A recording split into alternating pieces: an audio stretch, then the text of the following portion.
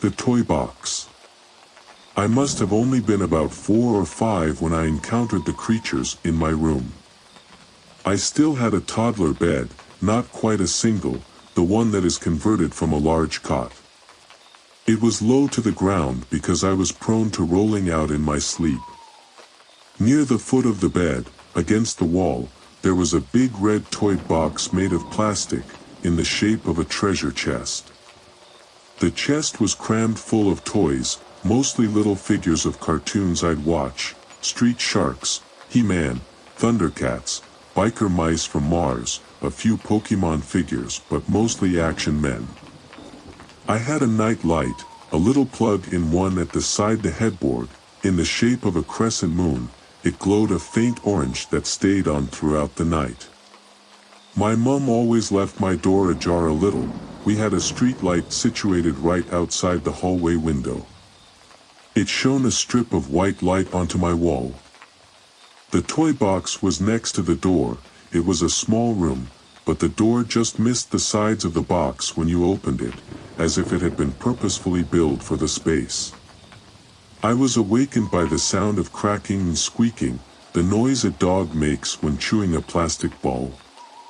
Small bumps and thuds came from the foot of my bed. I sat up and rubbed my eyes, mouth agape, still practically asleep. I sat and listened for a few seconds. The sound of rustling, things being clanged together, snapping and gnawing crept over my footboard. As well as the constant clatter, I could make out faint squeaking, very low and quiet, but it was there, more like that of a guinea pig than a mouse. But something was different about it. At the end, instead of rising higher, the tone dropped into a small growl. Slowly, I raised myself onto my hands and knees and crept forward to the bottom of the bed. This side of the room was dark. The nightlight's measly orange glow didn't reach past the bed. I peered over the footboard at the toy box.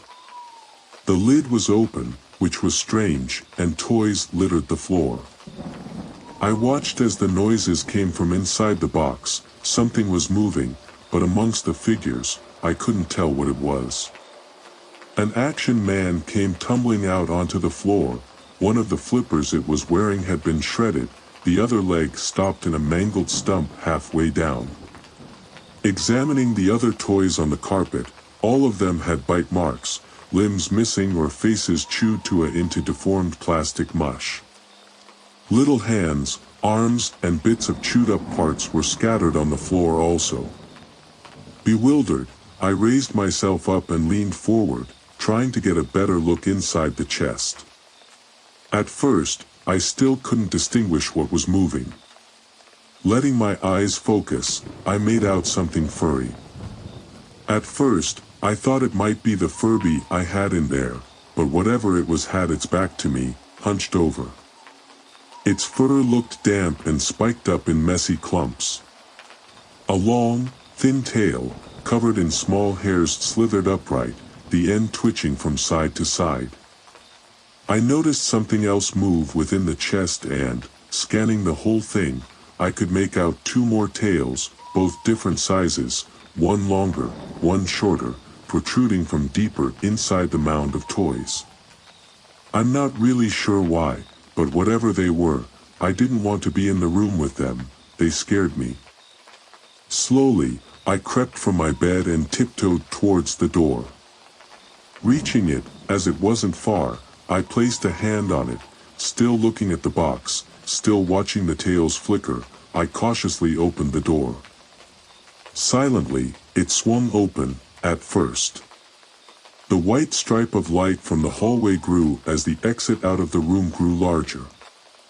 Even though I'd done it countless times, I slowed down once the door moved closer to the edge of the toy box, intently watching the distance between the two. As I slowed, the hinges of the door creaked loudly, making me jump. I froze on the spot. I listened out for the sounds of movement, but there was none. The chewing, the snapping, the gnawing, they'd all stopped. Turning my head, I peered at the toy box. I was met with 2 whitish yellow eyes, They reflected the light of the crescent moon and the hallway. They didn't seem to look directly at me, more off to my right, at the door. A nose, wrinkled and leathery, twitched as the two long slits extended and retracted. A slow, wheezing breath escaped as a mouth began to open. It grew wider and wider, taking over most of the face. Incredibly sharp, needle-like teeth dripped with saliva. Bits of plastic and fake hair had been impaled and wedged in between them. There seemed to be no pattern to them, they just protruded outwards or downwards, in all forms of thickness as size. What looked like horns, or ears, I couldn't really tell, protruded from atop the head and around the eyes, as if the eyelids stretched into a pointed, contorted spike. The creature didn't move, neither did I. Slowly, and with very little noise, toys were pushed out of the way and two more heads arose from the medley. All staring in the direction of the door, all white and yellow-eyed, like pools of molding milk. My heart drummed on my chest. Tears accumulated in the corner of my eyes. The creatures were different sizes, from a very small one to one the size of maybe a large rabbit. This one opened its mouth wider than the other and let out that squeak I'd heard before. It was just air at first, a whisper, which rose into a muted squeak that lasted a second or two, then dropped dramatically into a low grumble, maybe a growl. This snapped me from my frozen state and I swung the door open as quick as I could and bolted down the hall. I could hear the patter of claws on the laminate flooring behind me. A sensation rose from within my stomach, like a hot burst that flowed through my body. I remember wailing as I ran, feeling the tears stream down my face. My mother's room was at the other end of the hallway, closest to the window.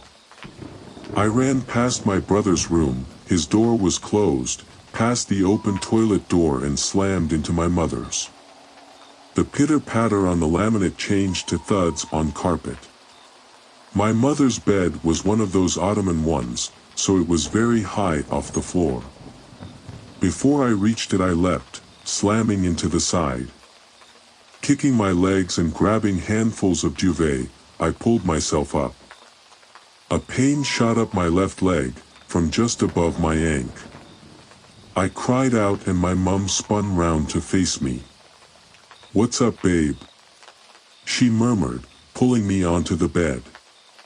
"There's monsters in my room," I said through tears and shaky breaths.